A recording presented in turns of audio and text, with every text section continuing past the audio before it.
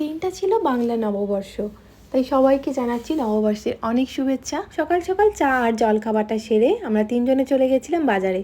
প্রথমেই মাছের দোকানে, তারপর ফুলের। বাজার থেকে বাড়ি ফিরে অচিন্ত চুলে তেল দিয়ে দিয়েছিল, তারপর স্নান পুজো সেরে নিয়েছি আর খাওয়া দাওয়া করে একটু রেস্ট নিতে গিয়েছিলাম। কিন্তু ডোরো তো রেস্ট নিতে দেয়নি, তাই আমরা চারজন রেডি হয়ে বেরিয়ে পড়লাম ইকো পার্কের জন্য। ইকো পার্ক আমার খুব পছন্দের একটা জায়গা, আর অনেকদিন পর চারজন একসাথে যাচ্ছি। আর গেটের বাইরে দেখা হয়ে গেছিল ডোডোর একজন ভালোবাসার মানুষের সাথে। ইকো পার্ক বহুবার গেলেও সাইকেল চালানো আজকেই প্রথমে ওরা তিনজন চেপেছিল, আর পরে ভুবনের জায়গায় আমি বসেছিলাম। আর এটা চেপে ডোডোরও বেশ মজা লেগেছে। আর ইকো পার্কের ভিতরে এই জাপানিজ ফরেস্টটায় এবারই আমরা প্রথম গেলাম। আমি দেখে অবাক হয়ে গেলাম, বহুবার আসার পরেও এটা আমাদের কখনো চোখে পড়েনি। আর এটা একদম শেষের দিকে হয়, এখানে লোকজনও বেশ কম ছিল। আর ডোডোর পা একবারও থামেনি, আজকেই বোধহয় সব থেকে বেশি দৌড়েছে। আর আমরা এত হেঁটেছি যে হাঁটতে হাঁটতে বুঝতেই পারিনি কখন সন্ধে হয়ে গেছে।